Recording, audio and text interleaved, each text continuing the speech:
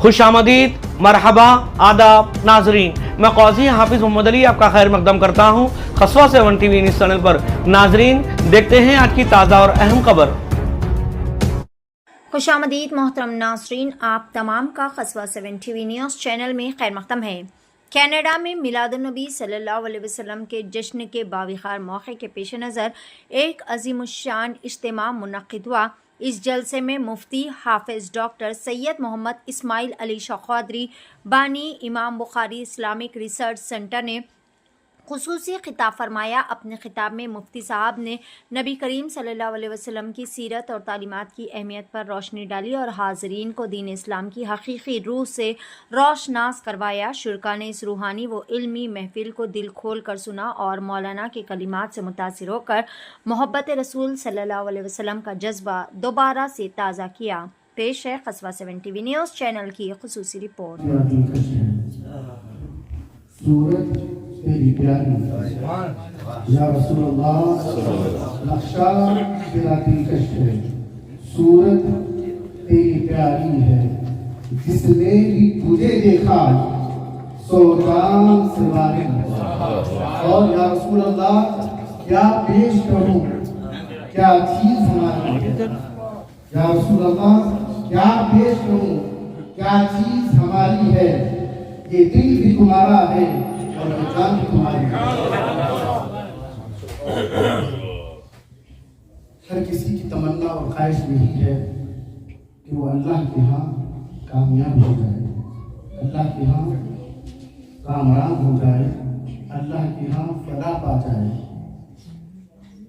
قرآن سے پوچھتے ہیں کہ قرآن تو بتا دے کہ کامیابی کس کے لیے ہے؟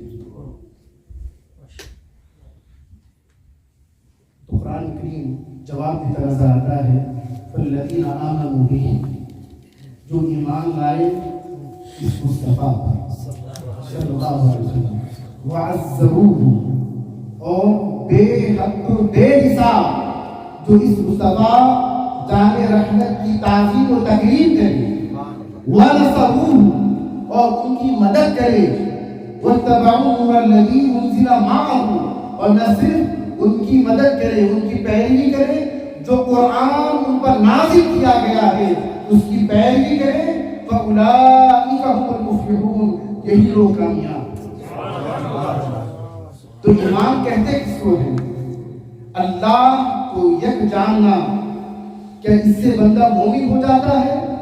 نہیں۔ قرآن جواب دے رہا ہے مومن تبھی ہو گئے جو اس مصطفیٰ دار رحمت پر ایمان والذین آمنوا به۔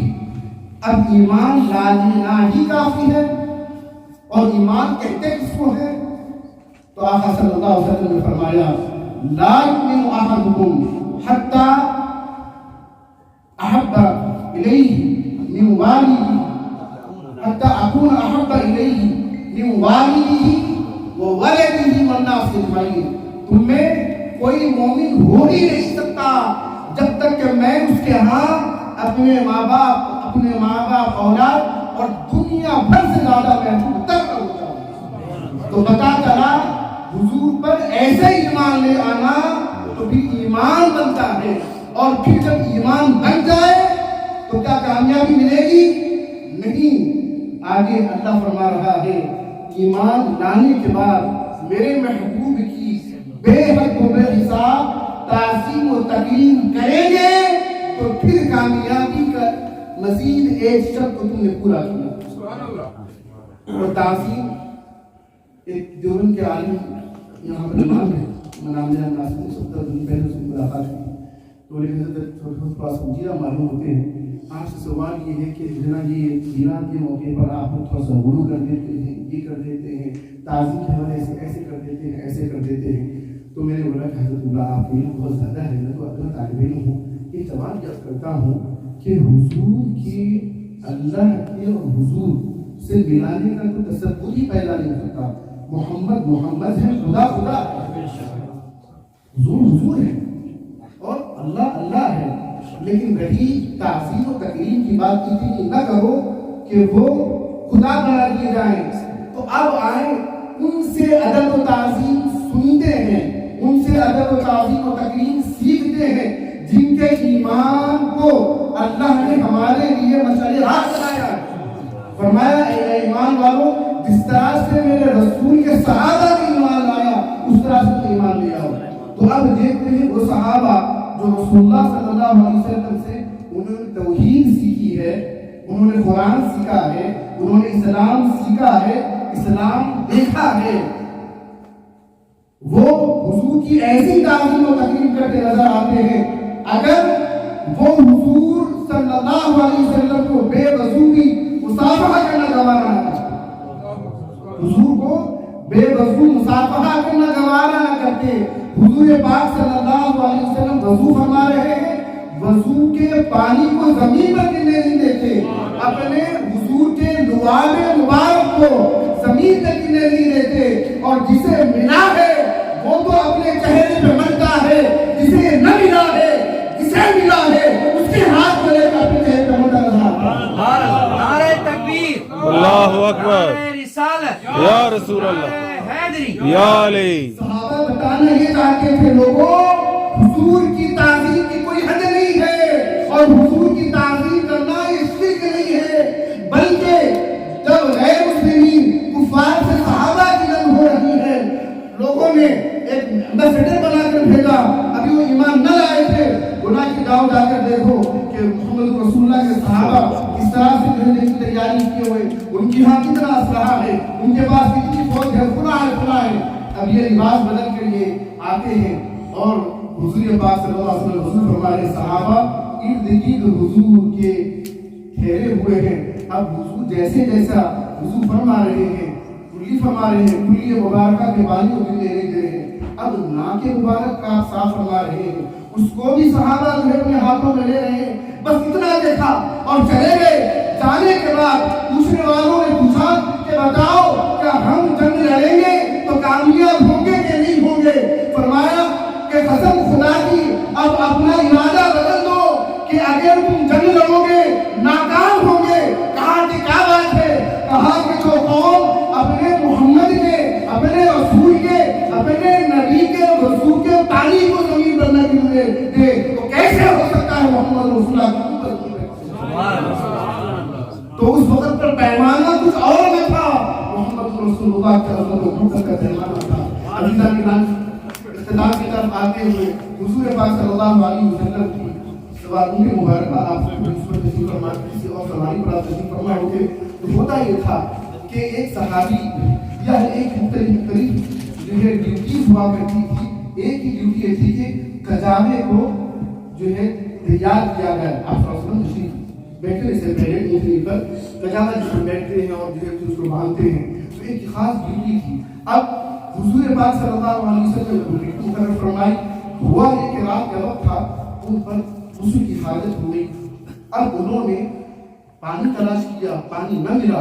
اب بے چینی ہو گئی کہ صبح کا وقت ہوگا, آقا صلی اللہ علیہ وسلم اس پر سوال ہونا ہے اور یہ میری ڈیوٹی ہے, کیا کروں, کیسے کروں؟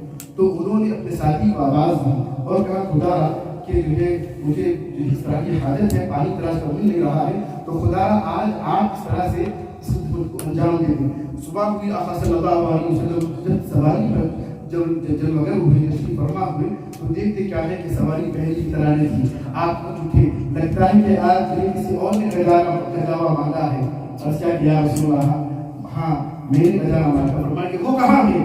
وہ کہہ رہے ہیں کہ ابھی آنے والے ہیں, آقا کی بارگاہ میں آ گئے. حضور نے فرمایا تم نے کیوں نہ کیا؟ اور اس نے کہا رسول اللہ نے غسل کی حاجت ہو گئی تھی, پانی تلاش کیا, پانی نہ ملا اور ابھی جو ہے غسل کر کر آپ کی خدمت میں حاضر ہوں. تو حضور نے فرمایا تو سواری مانگ لیتے. وہ عرض کرتے یا رسول اللہ غسل کی حاجت تھی, مجھے گوارا نہ ہوا کہ میں آپ کی سجادے کو بھی بات بھیجے بغیر طاہر کے ہاتھ میں.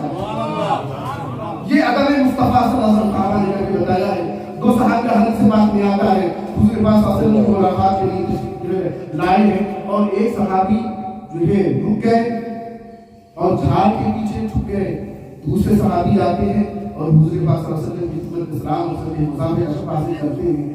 اب یہ واپس ہو کر اپنے پہلے والے سے دوست سے پوچھتے ہیں آپ تم چھپ نہیں آئے؟ اور حضور صلی اللہ علیہ وسلم سامنے سے پڑھنا تھے. انہوں نے کہا کہ مجھے شرم آتی ہے کہ مجھے وضو نہ تھا کہ بغیر وضو حضور صلی اللہ علیہ وسلم میرے سے مبارک کو ہاتھ لگاؤں. تو حضرات محترم یا خاص طور پر عظمت کافی ہے. الحمدللہ ہم اللہ سبحانہ کو مزید اس کی تعظیم کریں اور خطہ فرمائیں. صرف تعظیم ہی ہمارے لیے کامیابی کا عنصر نہیں ہے. بس ایک واقعہ اس کرتے میں اختتام کر رہا ہوں. اسلام گرامی جو آگے کی بات ہے نا الذین آمنوا بھی وعزروه وانصروه, حضور کی مدد کرنا سے مراد کیا ہے؟ حضور پاک صلی اللہ علیہ وسلم کی معنی لے آنا, حضور پاک صلی اللہ علیہ وسلم کی سنت کی پیروی کرنا, یہ اور آپ کے لائے ہوئے دین اسلام کی جو ہے اس کی بقا کے لیے کوششیں کر رہے ہیں. آپ کی مدد سے نکال دیا اور تباہ علماء کا ایک حضور آپ کو اترا ہے قرآن, اس کی پیروی کرنا. اب عزیزان گرامی قدر, میں ہزاروں واقعات کے وقت بالکل مختصر سا ہے, ایک بات رس کروں گا. جہاں پر انسان جو ہے اب ہم حضور صلی اللہ علیہ وسلم کی میلاد منا رہے ہیں تو بہت ساری ایسی چیزیں ہوتی ہیں جو ہماری تربیت کے خلاف ہوتی ہیں. حضور کی محبت بھی ہم کر رہے ہیں, حضور سے ماشاء اللہ محبت بدن بھی ہے, تعظیم بھی ہے, تکریم